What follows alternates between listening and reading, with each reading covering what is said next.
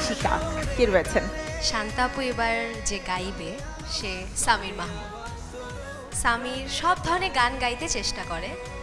সে নজরুল, আধুনিক, semi classical গান গেয়ে এ পর্যন্ত এসেছে। সে আজকে গাইবে একটি রবীন্দ্রসঙ্গীত। আরও জানিয়ে রাখি, সে গ্র্যান্ড অডিশনে গিয়েছিল নিয়াজ মোহাম্মদ চৌধুরী তোমার যাবার সময় বুঝি হয়ে যায়, আর তার দেশের বাড়ি Chuadanga. All the best Samir, স্টেজে চলে যাও। তুমি গাইবে রবীন্দ্রসঙ্গীত, রাইট? এটা নিয়ে আমি একটু ভয় পাচ্ছি। আমাদের বন্যা ম্যাম সামনে রয়েছেন, তোমার কি ভয় কাজ করছে?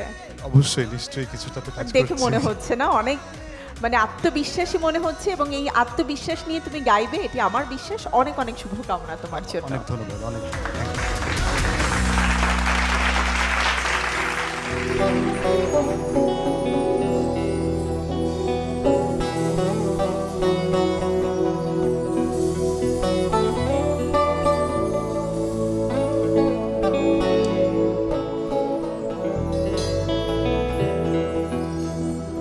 তোমায় গান শোনাবো, তোমায় গান শোনাবো, তাই তো আমায় জাগিয়ে রাখো, ও গো ঘুম ভাঙালিয়া, তোমায় গান শোনাবো, চমক দিয়ে তাই তো ডাকো, বুকে চমক দিয়ে তাই তো ডাকো, ও গো দুঃখ জাগানিয়া, তোমায় গান শোনাবো, ও গো দুঃখ জাগানিয়া, তোমায় গান শোনাবো।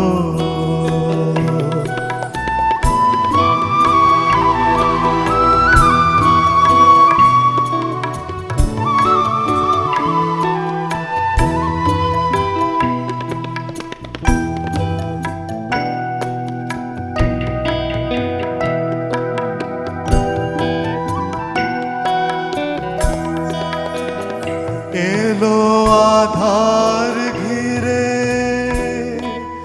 পাখি এলো নিড়ে, তরি এলো তীরে, শুধু আমার হিয়া বিরাম বায়না গো, ও গো দুঃখ জাগানিয়া, তোমায় গান শোনাবো, ও গো দুঃখ জাগানিয়া, তোমায় গান শোনাবো।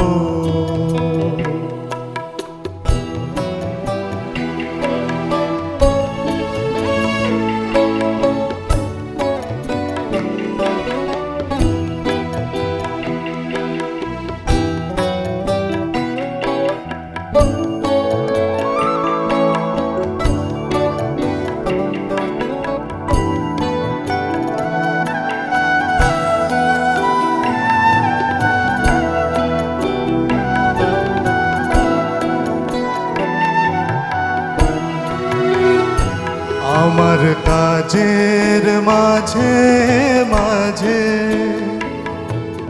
কান্না ধারার দোলা তুমি থামতে দিলে না যে, আমার কাজের মাঝে মাঝে কান্না ধারার দোলা তুমি থামতে দিলে না যে, আমায় পরশ করে প্রাণ সুধায় ভরে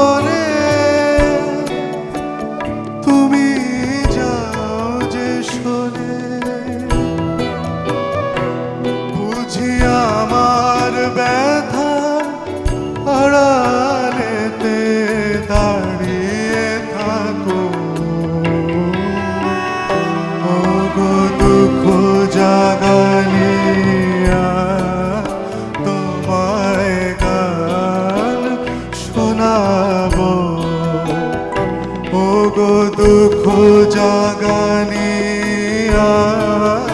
তোমায় গান শোনাবো চমক দিয়ে তাই তো ডাকো বুকে চমক দিয়ে তাই তো ডাকো ও গো ঘুম ভাঙানিয়া তোমায় গান শোনাবো ও গো দুঃখ জাগানিয়া তোমায় গান শোনাবো